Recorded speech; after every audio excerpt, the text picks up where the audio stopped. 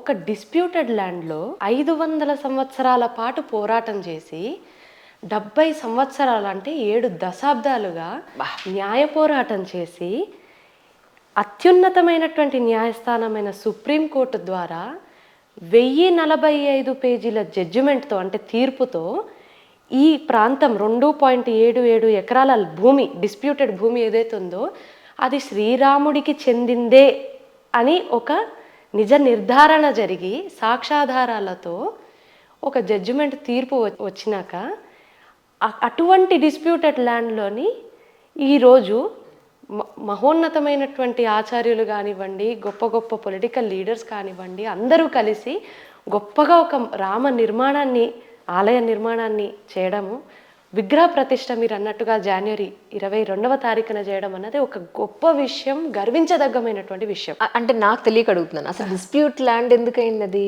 ఎందుకని చెప్తాను, ఎందుకంటే తర్వాత వస్తాను, హిస్టరీలోకి వస్తాను. ఎందుకంటే ఈ డే ఎంత ఇంపార్టెంట్ అని నేను ముందు చెప్పాలనుకుంటున్నాను before going into the legalities or history of this landmark judgement. ఎందుకు అయోధ్య కేసు ఎందుకు ఇంత ప్రాముఖ్యమైంది అని అంటే, నేను అన్నాను ఇందాక మాటలో 500 సంవత్సరాల పోరాటం జరిగింది ఈ భూమి కోసం. ఎవరికి? ముస్లిమ్స్కి, హిందూస్కి, మందిర్ మసీద్ గొడవ ఇది. సో 1947లోని ఆగస్ట్ 15th రోజున 200 సంవత్సరాల పాటు మనల్ని బ్రిటిష్ వారు మన భారత మాతని దాస్య విముక్తురాల్ని చేయడానికి, బ్రిటిష్ వాళ్ళని తరిమి కొట్టడానికి మన భారతీయులు మన హక్కులు ఎవరి సొత్తు కాదు అని నిరూపించినటువంటి ఆ రోజు ఎంత గొప్పదో నన్ను అడిగితే రేపు జనవరి 22 అంతే గొప్పది.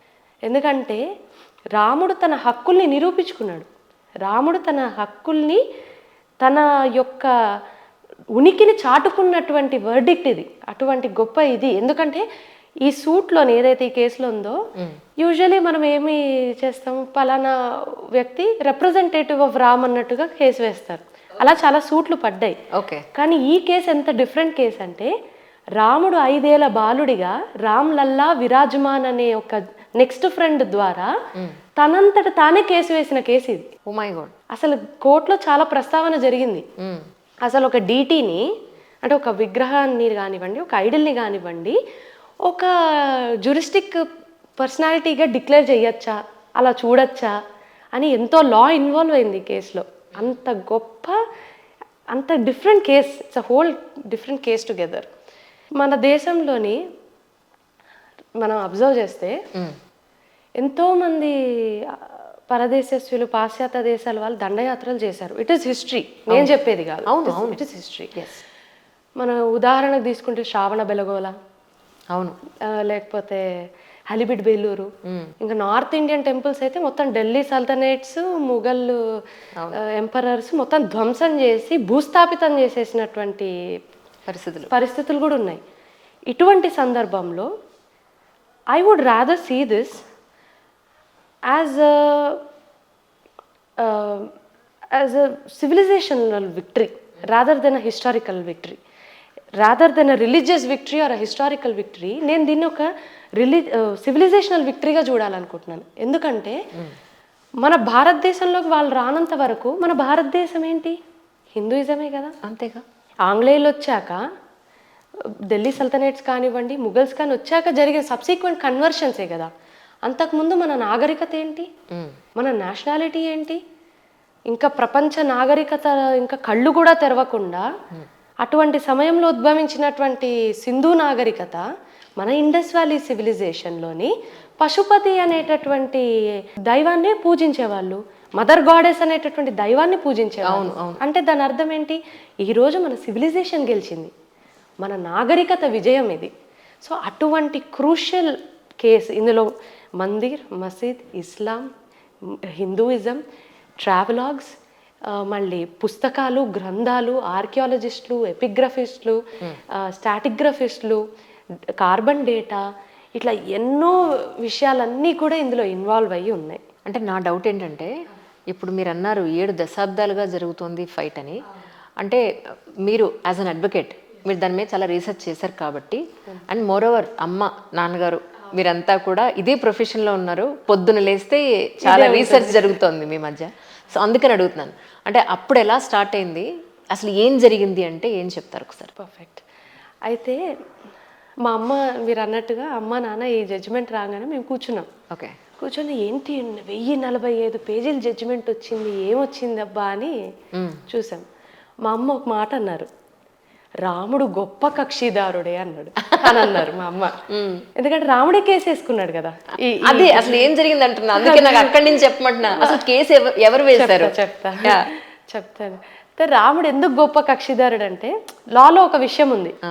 ఏంటి, మామూలు అందరూ అంటుంటారు కదా, మీరు కూడా ఫస్ట్ ఇంటర్వ్యూలో అన్నారు, న్యాయము ధర్మము నిజంగా ఉన్నాయా, న్యాయం నిజంగా ఉందా అని.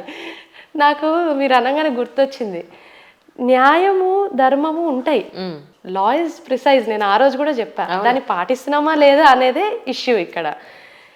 న్యాయంలోని ఇప్పుడు మీరు చూడండి, ఒక ఉదాహరణకు చెప్తాను. నేను ఒక ప్రాంతంలోని నివసిస్తున్నా, ఆ ప్రాంతం కాకుండా ఇంకొక ఇల్లు కొనుక్కొని అక్కడికి వెళ్ళాను అనుకోండి. మీరు వచ్చారు, ఉదాహరణకి అంజలి గారు వచ్చి ఆ ప్రాంతాన్ని, నా పొజిషన్ని మీరు ఆక్రమణ చేసుకున్నారు అనుకుందాం. నా పొజిషన్లో మీరు ఇల్లీగల్గా ఉంటున్నారు. ఇప్పుడు ఏంటి, నేను కోర్టులో కేసు వేసుకుంటాను. 20 సంవత్సరాలు, 30 సంవత్సరాలు, 40 సంవత్సరాలు, ఎన్ని సంవత్సరాలు నవ్వండి, 40 సంవత్సరాల తర్వాత సాక్ష్యాధారాలు చూసి నిజ నిర్ధారణ జరిగాక, ఓకే ఈ ప్రాంతం ఏదైతే ఉందో అది మువ్వదే, నాదే అని కోర్టు ఒక ఆర్డర్ ఇస్తుంది. దాన్ని డిక్రీ అని కానీ ఆర్డర్ అని కానీ అంటాం. డిక్రీ కానీ ఆర్డర్ కానీ పొందితే సరిపోదు, అక్కడితో న్యాయం జరిగినట్టు కాదు. ఆ డిక్రీ కానీ ఆర్డర్ కానీ అమలు పరిచినప్పుడు న్యాయం జరిగినట్టు. అంటే ఎగ్జిక్యూట్ అవ్వాలి ఆ డిక్రీ కానీ ఆర్డర్ కానీ. అది ఎలా ఎగ్జిక్యూట్ అవుతుంది, చాలా మందికి ఈ విషయం తెలియదు. ఎగ్జిక్యూషన్ పెటిషన్ ద్వారా ఎగ్జిక్యూషన్ జరుగుతుంది.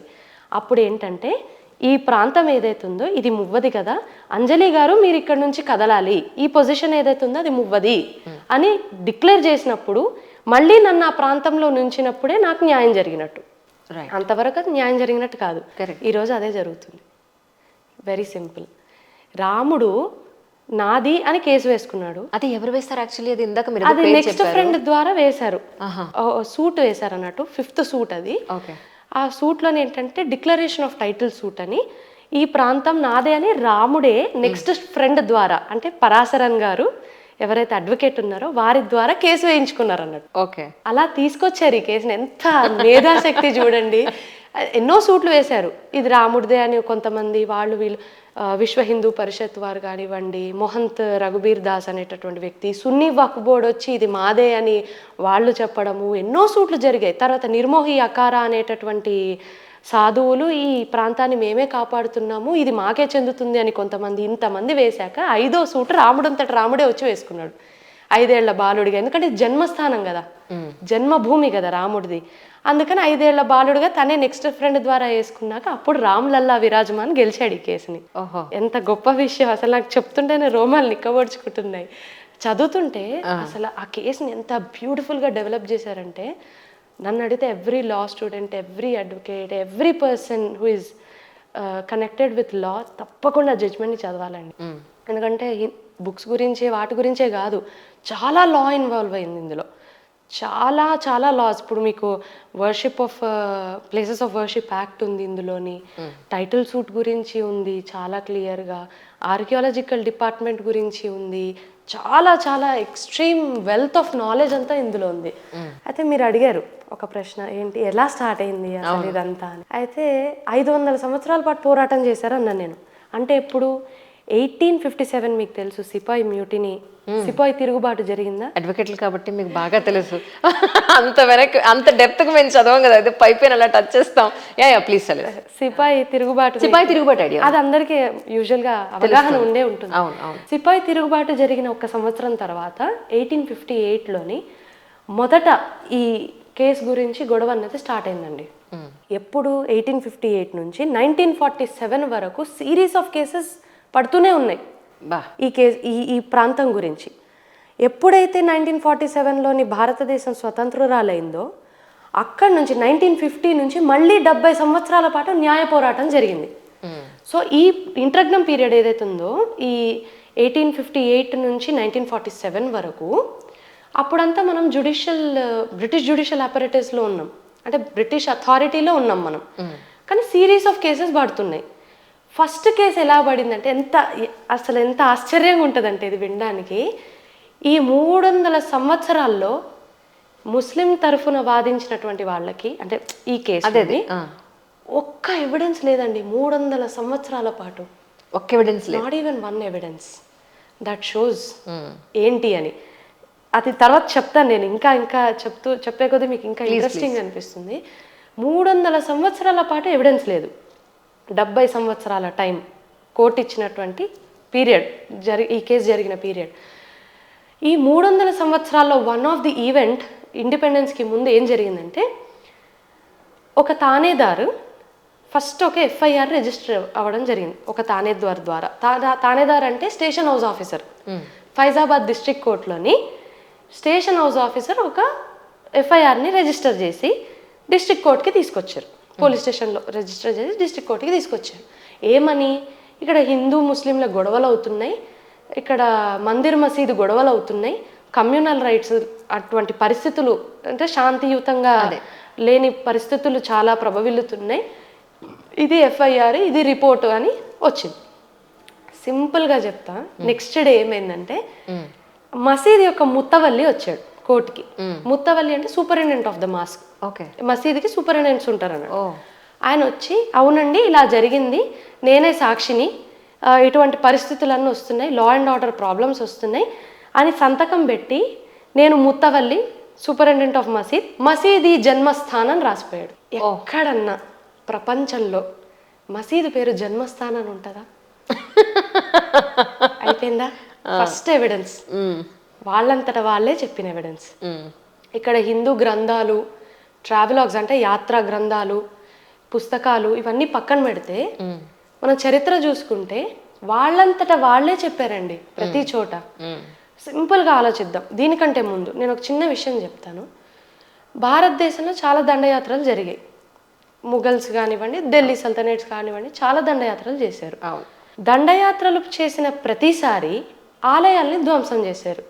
ఇది నిజమే కదా, నేను చెప్పింది కాదు, మనం ఏదో సరదాగా మాట్లాడుకునే విషయం కాదు, చరిత్రలోనే చూపిస్తుంది. History is telling. ఇంకా గట్టిగా మాట్లాడితే మార్క్సిస్ట్ లెఫ్టిస్టులు రాసినటువంటి ఎన్సీఆర్టీ పుస్తకాల్లోనే ఇప్పుడు మన ఐఏఎస్ ఆఫీసర్స్, ఐపీఎస్ ప్రిపేర్ అయ్యే లెఫ్టిస్ట్ హిస్టరీ అంతా అందులో క్లియర్ గా చెప్తుంది. They simply vandalise the temples and ఆ వ్యాండలైజ్ చేసిన టెంపుల్స్ని మీలాగా నాలాగా సాధారణ అప్పటిలో భక్తులు కానివ్వండి, లేదా ఆలయాల్లో అర్చకులు కానివ్వండి, లేదా చిన్న చిన్న రాజులు, ముఘల్ కింగ్డమ్ కింద ఉన్న రాజులు దాన్ని మళ్ళీ నిర్మాణం చేసుకుంటూ వస్తున్నారు. అలాంటి ఉదాహరణనే సోమనాథ్ ఆలయం. చాలా మందికి తెలిసి ఉంటుంది. సోమనాథ్ ఆలయాన్ని 16 సార్లు దండయాత్ర చేసి భూస్థాపితం చేసిన చరిత్ర. భూస్థాపిత అంటే ఆనవాళ్ళు కూడా లేనంత లెవెల్లో 16 సార్లు దండయాత్ర చేశారండి. ఎవరు? మహమ్మద్ గజనీ నుంచి ఔరంగజేబు, మళ్ళీ అల్లావుద్దీన్ ఖిల్జీ, ఎంతోమంది దండయాత్రలు చేశారు. సరే, ఆలయాన్ని మనం ఉదాహరణకు తీసుకుందాము. సరే అనుకుందాం ఒక విషయము, ఆలయాన్ని ఓన్లీ సంపద కోసమో లేకపోతే అక్కడ దొరికేటటువంటి ఆలయాలు అప్పట్లో బ్యాంక్స్ అండి. అవును, నిజం చెప్పాలంటే అక్కడ ఉండేటటువంటి జ్యువెల్స్ కోసమో లేకపోతే అక్కడ ఉండేటటువంటి వాటి కోసమో చేసుంటే 16 సార్లు ఎందుకు దండయాత్ర జరుగుతుంది? అదే కదా, పూర్వ వైభవము అన్ని సార్లు ఉండదు కదా. అవును, నాలాంటి వ్యక్తులు ఏం చేశారంటే కట్టడానికి ప్రయత్నించారు. కట్టినప్పుడు ప్రతిసారి అదే నిర్మాణంలో ఉండదు కదా, అదే మెజర్మెంట్స్ అవి ఉండకపోవచ్చు, మారిపోతూ ఉంటుంది. ఆ మారిపోయినా కూడా ప్రతిసారి టెంపుల్ ఒరిజినల్ నేమ్ అలాగే ఉంచారు. దానికి పర్ఫెక్ట్ ఉదాహరణ ఈ సోమనాథ్ టెంపుల్.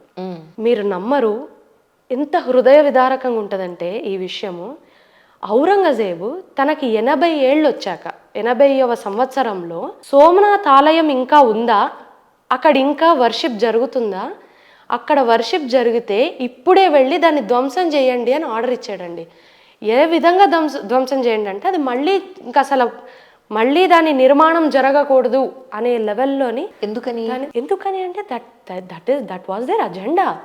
వాళ్ళ చాలా రీజన్స్ ఉన్నాయి. One thing, they wanted to loot the country, అది మన హిస్టరీ చెప్తుంది. రెండోది, ఇస్లాం యొక్క ప్రాపగేషన్ కోసం.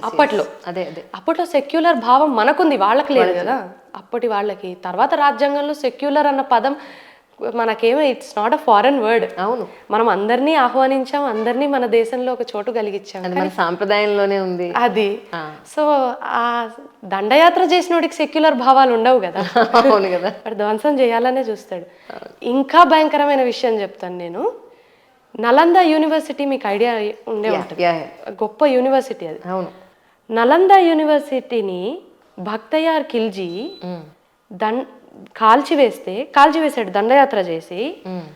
మన గ్రంథాలు అక్కడ ఆ యూనివర్సిటీలోని మెటలర్జీ, ఆస్ట్రానమీ, మ్యాథ్స్ ఇటువంటి అడ్వాన్స్డ్ సబ్జెక్ట్స్ టీచ్ చేసేవారండి.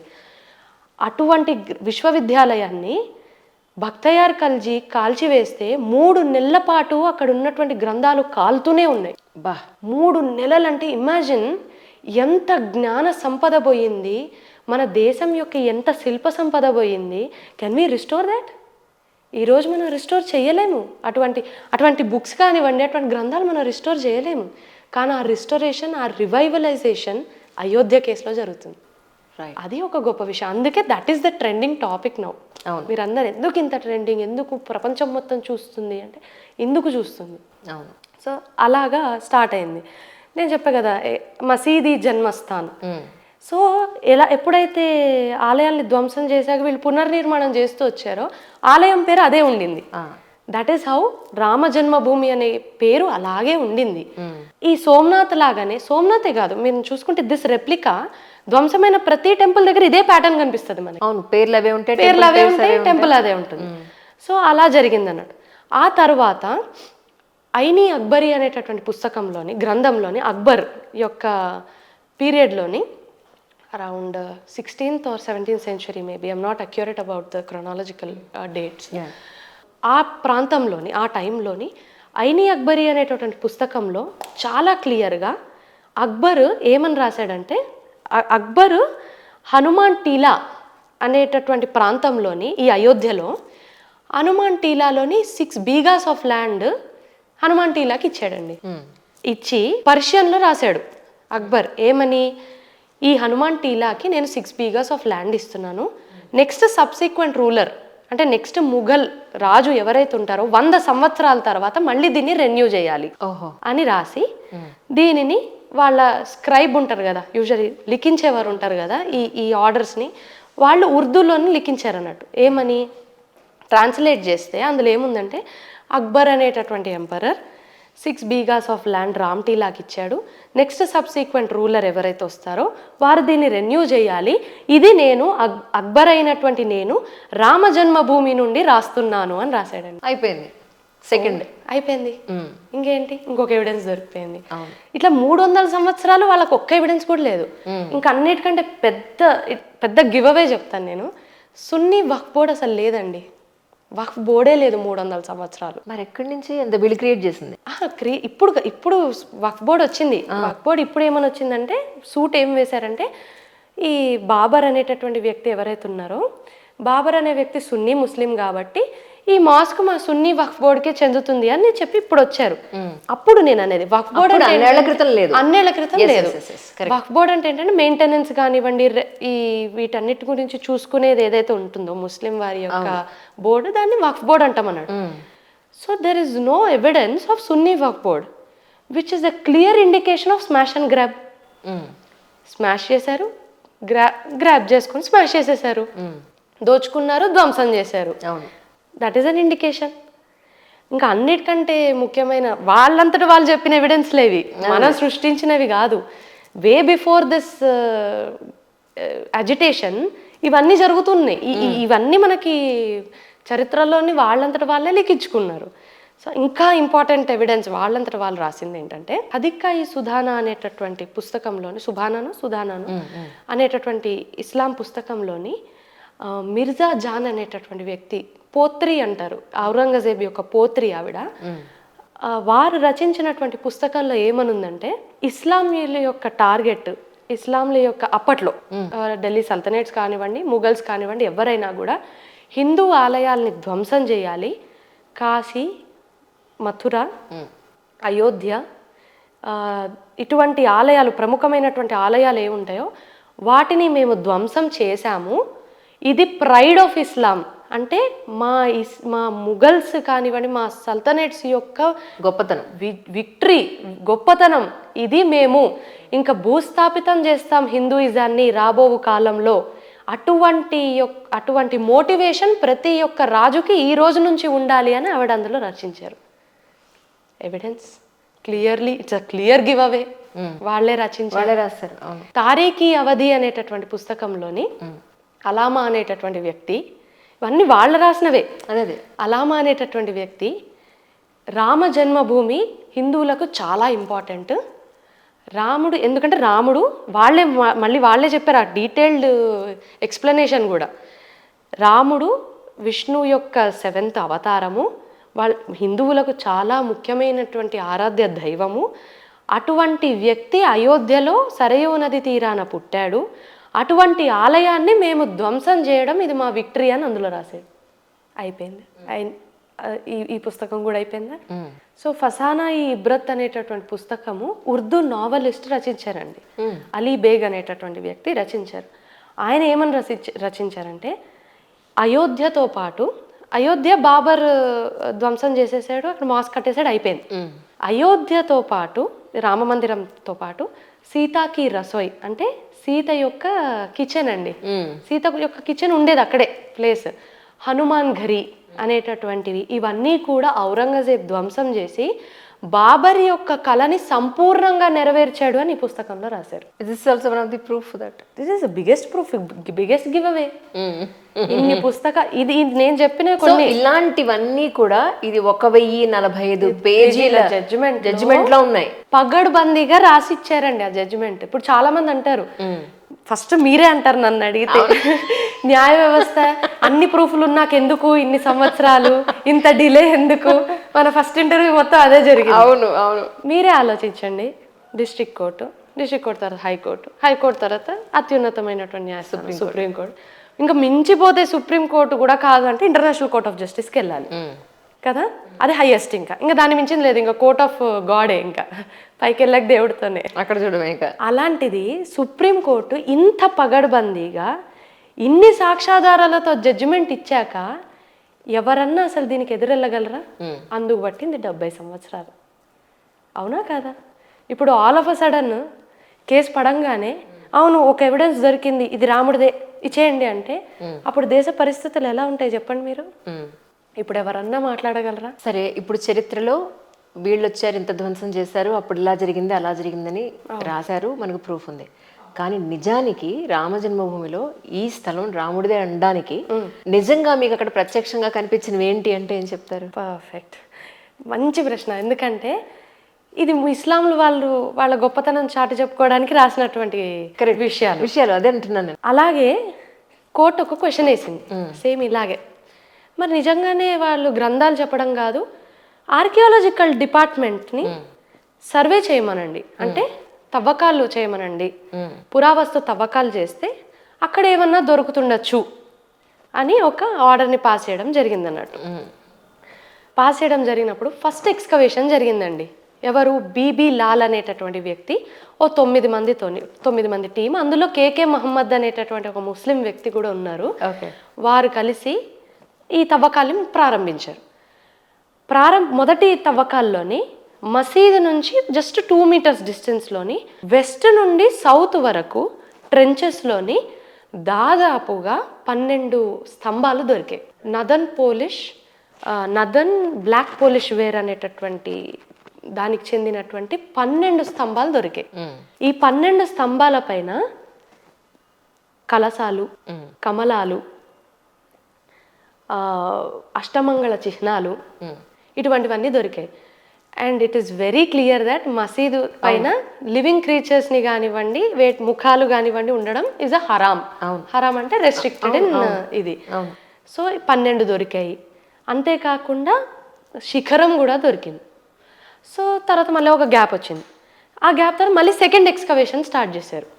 ఈసారి హరి మంజీ అనేటటువంటి వారు ఇంకొక వ్యక్తి కలిసి వారి టీంతోని ఎక్స్కవేషన్ చేస్తే ఇంకా భూమి లోపలికి వెళ్తే ఇంకా షాకింగ్గా 50 స్తంభాలు బయటపడ్డాయండి. ఈసారి 50 స్తంభాలు 263కు పైగా దేవీ దేవతల విగ్రహాలు, తెర్రకోట విగ్రహాలు, యక్షులు యక్షిణీల ముఖాలు, అన్నిటికంటే ముఖ్యంగా నగరా స్టైల్ ఆఫ్ ఆర్కిటెక్చర్ చూస్తే ఇప్పుడు మన Dravidian style of architecture, Kalinga style of architecture, Nagara style of architecture అని ఉంటాయి టెంపుల్ యొక్క కన్స్ట్రక్షన్ విధానం.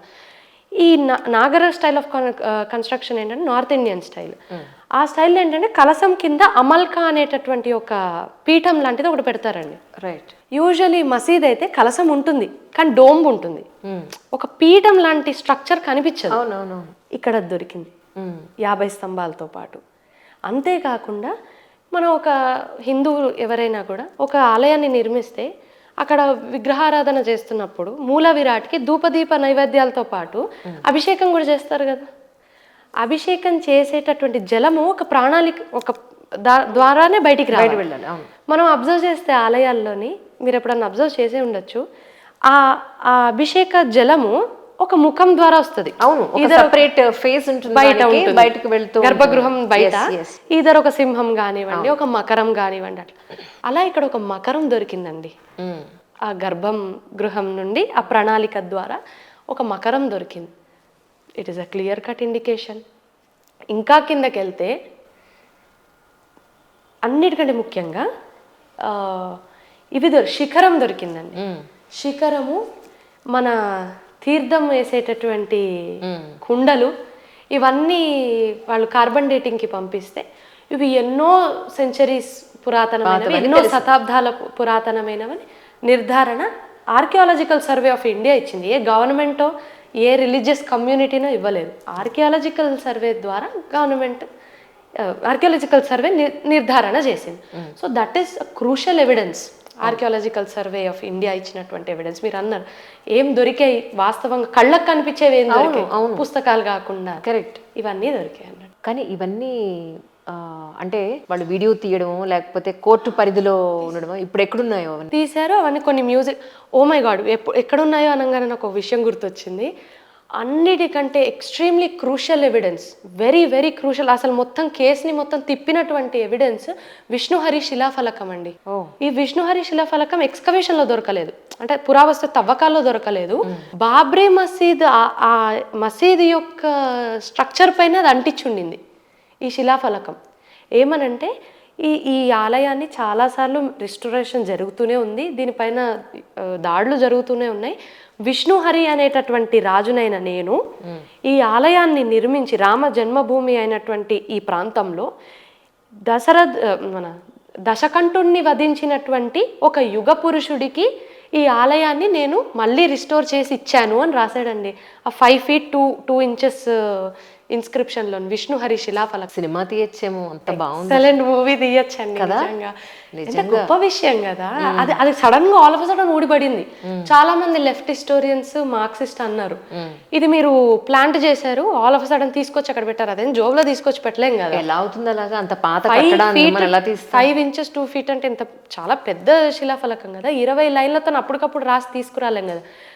అప్పుడు one of the Irfan Habib Irfan అనేటటువంటి వ్యక్తి అనుకుంటా, ఐఎమ్ నాట్ షూర్, ఆ వ్యక్తి ఇది మ్యూజియంలో ఉండింది, ఇక్కడికి ఎలా వచ్చింది అని అన్నారు.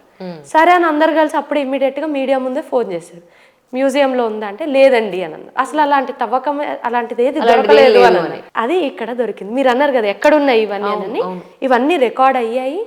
ఆ రికార్డ్ అయినవన్నీ మొత్తం సబ్మిషన్ జరిగింది.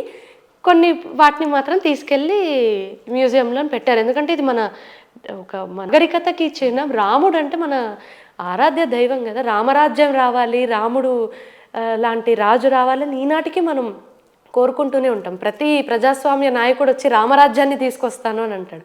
మరి అంత గొప్ప చరిత్ర ఉన్నటువంటి విషయాలన్నిటినీ తప్పకుండా భద్రపరుస్తారు. ట్రూ. నేను మీకు ఒక వీడియో చేశాను, మీకు గుర్తుందా లేదా? ఆ వీడియోలో నా పుట్ ద ఎవిడెన్సెస్ ఆల్సో. అసలు మన గ్రంథాల్లో రామ జన్మభూమి గురించి ఎక్కడైనా ఉందా మీ ఉద్దేశం? చాలా పర్ఫెక్ట్గా, చాలా పగడ్బందీగా చాలా చోట్ల ప్రస్తావన జరిగింది. మన గ్రంథాల కంటే ముందు మనము అసలు ఆ నిష్పక్షపాతమైనటువంటి ఎవిడెన్సెస్ కూడా తీసుకోవాలి. ముస్లిం వారి తరఫు నుంచి కాదు, హిందూ వాళ్ళ తరఫు నుంచి కాదు, అసలు ఇంగ్లీష్ వారు కూడా అయోధ్యలో రాముడు జన్మించినాడని వాళ్ళంతట వాళ్ళు కూడా చెప్పినటువంటి ఎవిడెన్సెస్ ఉన్నాయి. మనకు ఉదాహరణకు తీసుకుంటే జోసెఫ్ టైఫన్ హెల్లర్ అనేటటువంటి ఒక యాత్రికుడు యాత్రా గ్రంథాన్ని రాశాడు. ఏమని? ఇండి అనేటటువంటి యాత్రా గ్రంథాన్ని రాశాడు. జూయిష్లో రాశాడు ఆయన. తర్వాత అనువాదం జరిగింది. ఏమని? ఈ రామ జన్మభూమిలోని బాబ్రీ అనేటటువంటి ముఘల్ రాజు మీర్ బాకీ అనేటటువంటి తన సేనాధిపతికి 1528లోని ఈ ఆలయాన్ని ధ్వంసం చేసి ఒక మసీదు నిర్మించాలి అనేటటువంటి ఒక ఆర్డర్ని పాస్ చేసినట్టు ఈ బుక్లో ఉంది. నిష్పక్షపాతంగా రచించినటువంటి గ్రంథం. హిందువుల తరఫు కాదు, ముస్లింల తరఫు కాదు. ఆ తర్వాత మనకి మార్టిన్ అనేటటువంటి వ్యక్తి history, antiquities, topography and statistics of eastern India అనేటటువంటి పుస్తకం రాశాడు. ఆ పుస్తకంలో కూడా చాలా క్లియర్గా సీతాకి రసోయ్, హనుమాన్ ఘరి ఇటువంటి పదాలతో పాటు స్వర్గధామ్ అని చాలా బోల్డ్ లెటర్స్లో మెన్షన్ చేశాడు. స్వర్గధామ్, రామ జన్మభూమి స్వర్గధామ్. దాని రీజన్, దాని యొక్క విశిష్టత నేను హిందూ గ్రంథాలు వచ్చినప్పుడు చెప్తాను, మీరు గుర్తుపెట్టుకోండి. స్వర్గధామ్ అంటే స్వర్గానికి ఇది ద్వారము, ఇది ఒక వే టు మోక్ష అని అలా రచించాడు. విలియం ఫించ్ అనేటటువంటి వ్యక్తి ఎర్లీ ట్రావెల్స్ ఆఫ్ ఇండియా అనేటటువంటి తన యాత్రా గ్రంథంలోని ఒక ఇంగ్లీష్ వ్యక్తి రచించారు. అలాగా చాలామంది యాత్రికులు వాళ్ళ యాత్రా గ్రంథాల్లోని వాళ్ళు యాత్ర చేస్తున్నప్పుడల్లా ప్రతిసారి నోట్ చేస్తూనే ఉన్నారు వారి అకౌంట్స్లోని. మరి మన గ్రంథాలకు వస్తే హిందూ పరమైనటువంటి గ్రంథాల్లో ఎక్కడన్నా ఉందా అన్నటువంటి ప్రస్తావన కోర్టులో జరిగింది. అప్పుడు రామభద్రాచార్య అనేటటువంటి ఒక ఆచార్యులు, జగద్గురు రామభద్రాచార్య స్వామి అనేటటువంటి వ్యక్తి, వారి కళ్ళు కనపడు, ఆయన హాజరయ్యారండి కోర్టులో. ఆయన హాజరయ్యి అసలు ఇచ్చినటువంటి ఎవిడెన్సెస్కి ఈ ఆర్కియాలజికల్ ఎవిడెన్సెస్ కానివ్వండి, ఇవి తర్వాత వచ్చినటువంటి మత గ్రంథాలతో ఇంకా అసలు కంప్లీట్గా డిక్లేర్ అయిపోయింది, కంప్లీట్గా ఎస్టాబ్లిష్ అయిపోయింది that Rama was born in Ayodhya and this land belongs to Rama himself అని. అందులో ముఖ్యంగా ఆయన శ్రీమద్ స్కాంద పురాణాన్ని మెన్షన్ చేశారు. దాదాపుగా మనకి ఈ జడ్జిమెంట్లో 1045 పేజెస్లోని 60 నుంచి 70 చోట్ల స్కాంద పురాణం మెన్షన్ మనకి చాలా క్లియర్గా కనిపిస్తుందండి. అందులో మొదటిది చాలా ఇంపార్టెంట్, లొకేషన్ ఆఫ్ రామ జన్మభూమి, రాముడు ఎక్కడ జన్మించాడు అని చాలా క్లియర్గా స్కాంద పురాణంలో అయోధ్య మహత్యంలో 10వ సర్గంలో ఉంది. అది ఆయన చెప్పారు, ఆ కళ్ళు లేని ఆయన. ఏమనంటే, తస్మాత్ స్థానత ఏషానే రామ జన్మ ప్రవర్తతే, జన్మస్థానమిదం ప్రోక్తం మోక్షాది ఫలసాధనం, విఘ్నేశ్వర పూర్వభాగే వశిష్ఠాద్ ఉత్తరే తత, లోమసా పశ్చిమే భాగే జన్మస్థానం తతస్మృతం అని ఉందండి. గుర్తుపెట్టుకోవడం ఎంత గ్రేట్ అసలు నిజంగా స్కాంద పురాణంలో. అంటే ఏంటంటే, సరయూ నది తీరాన ఎక్కడైతే విఘ్నేశ్వరుడు, వశిష్ఠుడు, లోమస మహర్షి కొలువై ఉన్నారో అక్కడ ఈస్ట్ వైపున రాముడు జన్మించినాడు అని చాలా క్లియర్గా స్కాంద పురాణంలో అయోధ్య మహత్యంలో ఉంది. అయిపోయింది. స్కాంద పురాణం ఎప్పుడు రచింపబడింది? ఎన్నో లక్షల సంవత్సరాల క్రితం, మేబీ 5th century BC కంటే ముందే వేదవ్యాస మహర్షి కదా మనకి స్కాంద పురాణం రాసిచ్చింది. ఎక్కడ 5th century BC, ఎక్కడ 1528? అవును, అయిపోయింది. ఎక్కడ 2024? ఎప్పుడు మాట్లాడుకుంటున్నావు, ఎప్పటి విషయం ఎప్పుడు మాట్లాడుతున్నావు. ఎంత గొప్ప విషయం అండి. అద్భుతం, అద్భుతం నిజంగా. ఇంకా చెప్పాలంటే అందులో ఇంకా డీటెయిల్డ్గా పోతే స్కాంద పురాణంలోని తమసా నది, సరయూ నది మధ్యలో మత్స్యాకృతిలో ఉన్నటువంటి ప్రాంతమే అయోధ్య, అక్కడే రాముడు జన్మించాడని కూడా ఉంది. అంటే అట్లాంటి శ్లోకాలు చాలా ఉన్నాయి. గరుడ పురాణం చాలా ఫేమస్, అపరిచితుడు. గరుడ పురాణంలోని చాలా క్లియర్గా అయోధ్య, మథుర, మాయా, కాశీ, కంచి, అవంతిక, పూరి, ద్వారకాదిశ్చైవ సప్తైత మోక్షదాయక అని రాసింది. గరుడ పురాణ written by Vedavyasa Maharshi, way before 5th century BC, అంటే ఎన్నో లక్షల సంవత్సరాల క్రితం.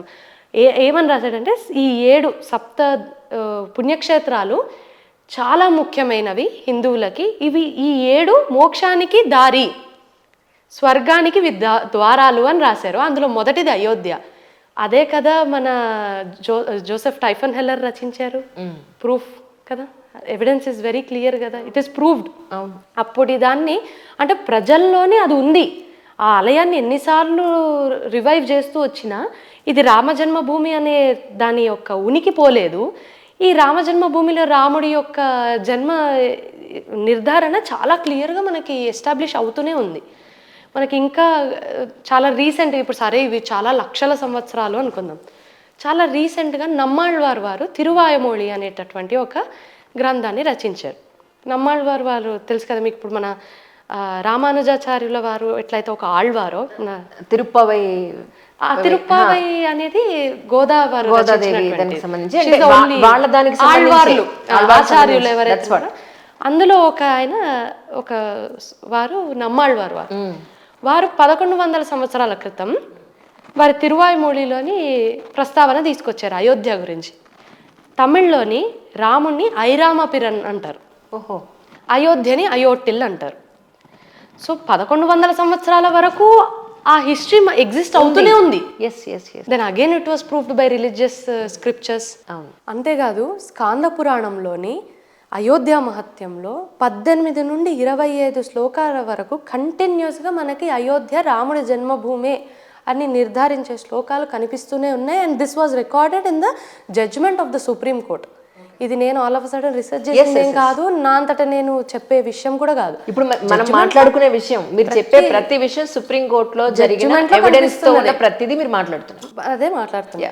అందులో ఏమని రచించిందంటే 18 నుండి 25 శ్లోకాల్లో ఒకటి, యద్ దృష్ట్వాచ మనుష్యస్య గర్భవాసయో భవతి వినా దానేన తపస వినా తీర్థైర్వినా మకైః నవమి దివసే ప్రాప్తే వ్రతధారీ హి మనుషః స్నానదాన ప్రభావేన ముచ్యతే జన్మబంధనాత్ అని రాసిందండి. అంటే ఏంటంటే ఎవరైతే ఈ అయోధ్యలోని వచ్చి నవమి నాడు వారి పూజని వారు నిర్వహిస్తే ఇంకా మళ్ళీ తల్లి గర్భంలో మళ్ళీ జన్మించాల్సినటువంటి అవసరం లేదు. ఇక్కడ ఎప్పుడైతే నవమి నాడు స్నానం ఆచరించి దానం కాని చేస్తే ఇంకా వారికి జన్మం అన్నది ఉండదు అని స్కాంద పురాణంలో మెన్షన్ చేయడం జరిగింది. That is how important this place was for Hindus. అంత ఫెయిత్ అండ్ అంత బిలీఫ్ ఉన్నటువంటి టెంపుల్. ఇంకా సింపుల్ మాటల్లో చెప్పాలంటే ముస్లిమ్స్కి మక్కా మసీద్ ఎలాగో, క్రిస్టియన్స్కి జెరూసలేం ఎలాగో, హిందువులకు అయోధ్య అటువంటిది. అటువంటి విషయం కూడా మనకి స్కాంద పురాణంలో కనిపించింది. ఇంకా మాట్లాడితే తులసీదాసు వారు రామచరిత మానస్ రచించారు. ఎప్పుడు? Is an I witness. ఇంకా ఈ కేసులోనైతే ఈజ్ అన్ ఐ విట్నెస్. ఆయన ఆల్మోస్ట్ ఈ బాబ్రీ మసీద్ నిర్మాణం 1528లో జరిగింది కదా, 30 ఏళ్ళలో 40 ఏళ్ళలో 1558 ప్రాంతంలోని ఆయన ఒక శ్లోకాన్ని రచించారండి. ఏమనంటే, రామజనం మందిర్ మహి తూరి మసీద్ బనాయ్ జబహి బహు హిందూ హతే తులసి కీనీ హాయ్ దిలియో మీర్ బాకీ అవధ్ మందిర్ రామ సమాజ్ తులసి రోవత్ హృదయాతీత్ త్రాహి త్రాహి రఘురాజ్ అని రాశాడండి. నాకు చదివినప్పుడు కళ్ళలో నీళ్ళు తిరిగాయి. తులసీదాస్ వారు ఏమని రచించారంటే, ఇక్కడ రామ మందిరాన్ని ధ్వంసం చేసి మీరు బాకీ అనేటటువంటి వ్యక్తి మసీదుని నిర్మిస్తున్నాడు. ఎందరో హిందువులు ఇక్కడ ప్రాణత్యాగాలను చేస్తున్నారు. ఆ సన్నివేశాన్ని చూసినటువంటి తులసి అయిన నేను గుండెలు పగిలేలా రాముణ్ణి ఏడుస్తూ పిలుస్తున్నాను. త్రాహి త్రాహి రఘురాజ్ రోదతి హృదయాతీత్ హృదయము చీల్చి నేను ఏడుస్తున్నాను నా రాముడి జన్మస్థానాన్ని కాపాడుకోవడానికి అని రచించాడు. అద్భుతం. It is again very crucial evidence. I witness. అవును, ఇంకా డైరెక్ట్ ఐ విట్నెస్. ఆ మనుషులు లేరు కానీ వాళ్ళు రాసిన రాతలు ఇప్పటికీ అలా ఉండిపోయాయి. అవి ఎవిడెన్స్లు అయ్యాయి. కరెక్ట్. అది ఇంకా మన వాల్మీకి రామాయణం తీసుకుంటే, మన వాల్మీకి రామాయణంలో కూడా రాముడు ఎక్కడ సరయూ నది తీరాన జన్మించినట్టు, ధనరు చైత్ర శుద్ధ నవమి నాడు జన్మించినట్టు, రాముడు ఆబ్వియస్లీ ఇక్ష్వాకు కులానికి చెందినట్టు, దశరథ మహారాజు 63వ రాజు, అతని పుత్రుడైనటువంటి రాముడు 64వ రాజు. సూర్యవంశానికి చెందినట్టుగా అంత క్లియర్గా మనకి వాల్మీకి రామాయణం ఎన్నో లక్షల సంవత్సరాల క్రితమే చెప్పేసింది. ఇంకా బెటర్ వేలో చెప్పాలంటే కాళిదాస రఘువంశం, కాళిదాస రచించినటువంటి రఘువంశము యూజువలీ ఈ ఇక్ష్వాకుల యొక్క లీనియేజ్ కానివ్వండి, వారి యొక్క పాలిటిక్స్ కానివ్వండి, వారు చేసినటువంటి యాక్టివిటీస్ గురించి చాలా క్లియర్గా అందులోని రచించారు అన్నట్టు. అందులో కూడా మనకి ఎవిడెన్సెస్ కనిపిస్తున్నాయి కాళిదాస రఘువంశంలో కూడా. సో ఇన్ని ఎవిడెన్సెస్ మన హిందూయిజంలోని కనిపిస్తున్నాయి. కానీ ఇప్పుడు ఏదైతే విగ్రహ ప్రతిష్ట జనవరి 22 చేస్తున్నారో, అంటే ఆ విగ్రహం గురించిన వివరాలు ఏమన్నా తెలుసా మీకు? అవునా, దాని గురించి అన్నా. సో ఏంటంటే ఈ విగ్రహ ప్రతిష్ట నిర్మాణం జరుగుతుంది. It will take another couple of years నిర్మాణం పూర్తి అవ్వడానికి. కానీ ఈ విగ్రహం మాత్రం 22 నాడున ప్రతిష్ట జరుగుతుంది. ఈ ప్రతిష్ట ఏంటంటే ఇక్కడ రాముల వారు మనకి 5 ఏళ్ల బాలుడిగా దర్శనం ఇస్తారు అన్నట్టు. ఎందుకంటే రాముడు జన్మించినటువంటి ప్రాంతం కాబట్టి రాముడు ఒక కమలం పైన కూర్చొని బాణాన్ని పట్టుకొని, విల్లుని బాణాన్ని పట్టుకొని చిన్న బాలుడి రూపంలో మనకి దర్శనం ఇచ్చేటటువంటి సన్నివేశం ఇక్కడ విశిష్టత అన్నట్టు. అంతేకాకుండా మనకి ఆలయము ఆల్మోస్ట్ 2.77 acres ఏదైతే ఉందో దాంట్లోని ఈ నాగర స్టైల్ ఆఫ్ కన్స్ట్రక్షన్లో జరుగుతుంది ఈ ఆలయం మొత్తం. సో అంత మన శిల్ప సంపద మొత్తం మనకు అక్కడ కనిపిస్తుంది. గరుత్మంతుడు, జటాయువు, ఆంజనేయుడు, సీతాదేవి వారు, లక్ష్మణులు, భరతులు, శత్రుఘ్నులు, వీరందరి ఇవి కూడా మనకి కనిపిస్తాయి.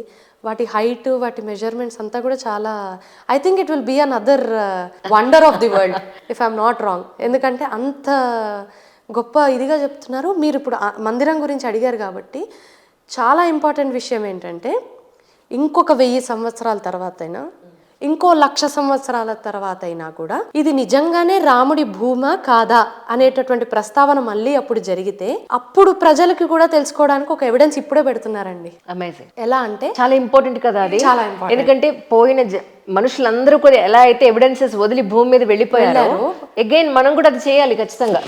That is being done in this. ఎందుకంటే మళ్ళీ అది రిపీట్ అయ్యి అవ్వదు అని మనం చెప్పలేం కదా అది. ఎందుకంటే ఈ ఎవిడెన్సెస్ ఏవైతే మీరు అన్నారు కదా, ఇవన్నీ ఏం చేస్తారు మరి, ఇవన్నీ కొన్ని ఎవిడెన్సెస్ని మాత్రం తేదీలతో సహా 1000 అడుగుల లోతులో భూమిని తవ్వి అక్కడ ఒక టైం క్యాప్సూల్ని పెడుతున్నారు ఇప్పుడు. ఎక్సలెంట్. సో ఎన్ని సంవత్సరాలైనా కూడా మళ్ళీ ప్రస్తావన జరిగితే ఇది రామ్లల్లా విరాజమాందే అని ఆ క్యాప్సూల్ తీసినప్పుడు తెలిసిపోతుంది. అండ్ ఇంకా ఇంపార్టెంట్ విషయం ఏంటంటే ఇంకో 1000 సంవత్సరాలైనా చెక్కు చెదరకుండా నిర్మాణం చేస్తున్నారు ఈ ఆలయాన్ని. 10 మాగ్నిట్యూడ్లోని ఎర్త్క్వేక్ వచ్చినా కూడా ఆ టెంపుల్కి ఏం కాదు, అంత పగడ్బందీగా కడుతున్నారు. అన్నిటికంటే ముఖ్యంగా స్టీల్, ఐరన్ని వాడకుండా కేవలం రాతితోనే నిర్మాణం చేస్తున్నారు. అది చాలా గమనించదగ్గమైనటువంటి విషయం, అది చాలా విశేషమైనటువంటి విషయం. ఎందుకంటే యూజువలీ టెంపుల్ అనగానే ఇప్పుడు అత్యాధునిక కాలంలోని మనం గమనిస్తుంటాం స్టీల్, ఐరన్ ఇలాంటివన్నీ వాడుతూ ఉంటాం. అలాంటిది ఏది లేదు, ఓన్లీ స్టోన్తోనే చాలా చోట్ల నుంచి వచ్చినటువంటి రెడ్ స్టోన్తోని, డిఫరెంట్ కైండ్ ఆఫ్ స్టోన్స్తోని నిర్మాణం చేస్తున్నారు. డోర్స్ యొక్క వీటిపైన నగిషీలు, మన ఏనుగులు, పువ్వులు, ఎందుకంటే we worship everything in this world. మనం చెట్టుని, పుట్టని, అన్నిటినీ మనము గౌరవిస్తాము, పూజిస్తాం. అవన్నీ కూడా ద్వారం పైన చేయడం, అది బంగారంతో చేయడము కొన్ని ద్వారాల్ని, అలాంటివన్నీ కూడా చేస్తున్నారు. అలాంటి విశిష్టతలు కొన్ని ఉన్నాయి ఆ ఆలయానికి. మెయిన్ ఏంటంటే చాలా మనం గుర్తుంచుకోవాల్సినటువంటిది, బాగా ఎక్కువ ఫోకస్ ఇవ్వాల్సిన టైం క్యాప్సూల్. అది చాలా గ్రేట్ ఐడియా, ఎవిడెన్సెస్ అన్ని భద్రపరచడం అన్నది. కరెక్ట్. ఇవన్నీ ఒకటైతే నేను మొన్న రీసెంట్గా యూట్యూబ్లో ఒక వీడియో చూసాను, రైల్వే స్టేషన్ ఇలా ఉంది, ఎయిర్పోర్ట్ ఇలా ఉంది అని. అబ్సల్యూట్లీ, అవును, చూసారా? అంతే కదా. ఇప్పుడు ఒక ప్రదేశంలోని ఏదన్నా భూమి అవుతుందంటే దాని చుట్టుపక్కల కూడా ఆబ్వియస్లీ డెవలప్మెంట్ జరుగుతుంది. ఇప్పుడు ఆ ఒక్క ఆలయం వల్ల ధూపదీప నైవేద్యాలు వాళ్ళు వస్తారు, హోటల్స్ బుకింగ్స్ అవుతాయి, ట్రైన్లు, ఎయిర్పోర్ట్లు, ట్రావెలింగ్స్ పెరుగుతాయి, కరెక్ట్, వంటలు వండే వాళ్ళు పెరుగుతారు, ఆలయాల్లోని పనిచేసేటటువంటి అర్చకులు పెరుగుతారు, ప్రజలు భక్తులు ఎవరైతే ఉన్నారో విరాళాల ద్వారా పెరుగుతారు. నాకు తెలిసి మొన్ననే, if I'm not wrong, Amitabh Bachchan గారు 10 ఎకరాల పైన ఎన్నో కోట్లు పెట్టి ల్యాండ్ కూడా కొన్నారట అయోధ్య దగ్గర. So that is a huge development. ఎన్నో డెవలప్మెంట్స్ ఇండైరెక్ట్గా జరుగుతూనే ఉంటాయి. అండ్ దట్ రెవెన్యూ ఇది కూడా మనము అవును మాట్లాడాల్సినటువంటి విషయం. చాలా మంది అంటారు ఎందుకు కట్టాలి, అక్కడ ఒక హాస్పిటలే కట్టచ్చు కదా, అక్కడ ఒక గవర్నమెంట్ స్కూలే కట్టచ్చు కదా అంటే, ఇప్పుడు వచ్చినటువంటి రెవెన్యూతోని ఆ స్టేటే కదా డెవలప్మెంట్ జరుగుతుంది. ఆ డెవలప్మెంట్ జరిగినప్పుడే కదా అక్కడ ఉన్నటువంటి వారికి ఆదాయం దొరుకుతుంది. ఆదాయం ద్వారానే కదా ఈ వచ్చినటువంటి ట్యాక్సెస్ ద్వారానే కదా గవర్నమెంట్ స్కూల్స్ కానివ్వండి, హాస్పిటల్స్ కానివ్వండి నిర్మాణం జరుగుతుంది. ఏ మతం కూడా ఇవ్వనటువంటి ఎండోమెంట్స్ డిపార్ట్మెంట్ నుంచి ఏ మతం కూడా ఇవ్వదు, ఎండోమెంట్స్ డిపార్ట్మెంట్ మాత్రం ఇస్తుంది కదా, దాంతోనే కదా సగము అడ్మినిస్ట్రేషన్ నడుస్తుంది. సో ఇన్ని డెవలప్మెంట్స్ జరిగినప్పుడు దేశాభివృద్ధికి కూడా డెఫినెట్గా అది తోడ్పడుతుంది. అండ్ అన్నిటికంటే ముఖ్యంగా ఎందుకు కట్టకూడదు రామాలయాన్ని? రాముడు హిందువులకి ధర్మానికి నిదర్శనం. రామో విగ్రహవాన్ ధర్మ. రాముడే ధర్మమే రాముడు. రాముడు తండ్రి ఏమంటారు ఇంకెక్కడ మహిమాన్వితమైనటువంటి నిర్మాణం కడతాడో అని భయపడిపోయి జైల్లో వేసేసి కన్న తండ్రిని తాగడానికి మంచినీళ్ళు కూడా లేకుండా చనిపోయేంత వరకు ఆ తండ్రిని హింసించినటువంటి వ్యక్తి కాదు రాముడు. రాముడు పితృవాక్య పరిపాలకుడు. రాముడు ఎంతమందిని అంటే అంతమందిని వివాహం చేసుకున్నటువంటి వాడు కాదు రాముడు ఏకపత్ని వ్రతుడు. రాముడు సీతని అడవుల పాలు చేసి సీత డిగ్నిటీని పెంచి రాముడు అడవికి పంపించాడని ఈనాటికి మనం తనను తిట్టుకునేటటువంటి నిందని తన పైన వేసుకున్నటువంటి గొప్ప భర్త రాముడు ఒక గొప్ప నాయకుడు. శబరి లాంటి ఒక వల్నరబుల్ మహిళ వచ్చి ఎంగిలి పండిస్తే కూడా తిన్నాడు. ఈరోజు ఎంతమంది ప్రజాస్వామ్య నాయకులు అంత భక్తితోని అంత ప్రేమతోని ఉన్నటువంటి నాయకులు మనకు ఒక్కలన్నా కనిపిస్తున్నారా? చేతులు కడుక్కుంటారు వీలైతే. అవును, నెత్తి మీద ముద్దు పెట్టి యువతలకు వచ్చి తుడుచుకున్న వీడియోలు కూడా చూస్తున్నాం. నాయకులు కూడా ఉన్నారు. అవునవును. రాముడు అటువంటి వాడు కాదు. అవును, రాముడు భరతుడు శత్రుఘ్నుడికి పరిపాలించుకోండి అని చెప్పినటువంటి ఒక గొప్ప అన్న. అన్నిటికంటే ముఖ్యంగా తను కౌశల్యకి పుట్టిన కైకేయి కోసము అడవులకు వెళ్ళినటువంటి ఒక గొప్ప మనసున్నటువంటి రాజు, మనసున్నటువంటి వ్యక్తి రాముడు. అటువంటి రాముడి కోసం ఎందుకు నిర్మాణం జరగకూడదు? అటువంటి రాముడి భూమి ఇన్ని సంవత్సరాల పాటు భూస్థాపితమయ్యి 3 లెవెల్స్ అండి, శుంగుల లెవెల్స్, కుషన్ లెవెల్స్, అన్ని 3 లేయర్స్లోని 3 స్ట్రక్చర్స్ కింద దొరికితే 500 సంవత్సరాల తర్వాత బయటపడితే రాముడి ఆలయం ఎందుకు నిర్మాణం కాకూడదు? అవును, ఇది నాగరికత, మన దేశం, మన సంప్రదాయం, మన సంస్కృతికి ఒక నిలువెత్తు నిదర్శనం కదా. అవును, డెఫినెట్గా కావాలి. అండ్ అడ్మినిస్ట్రేటివ్గా మాట్లాడుకుంటే డెఫినెట్గా అక్కడ డెవలప్మెంట్ కూడా జరుగుతుంది, ఆదాయాలు, ఎంప్లాయ్మెంట్ అన్నీ పెరుగుతున్నాయి కదా. ఆ భావనతో చూసేటటువంటి వారు కూడా. ఏమైనప్పటికీ నిజంగా చాలా సంతోషించదగ్గ ప్రతి ఒక్కళ్ళు ఈ డిస్కషన్ విన్నప్పుడు ఒకలాంటి ఒక ఫీలింగ్ వస్తుంది. దట్స్ అమేజింగ్ కాన్వర్జేషన్ రాజశ్రీ గారు. Thank you so much once again. Thank you so much.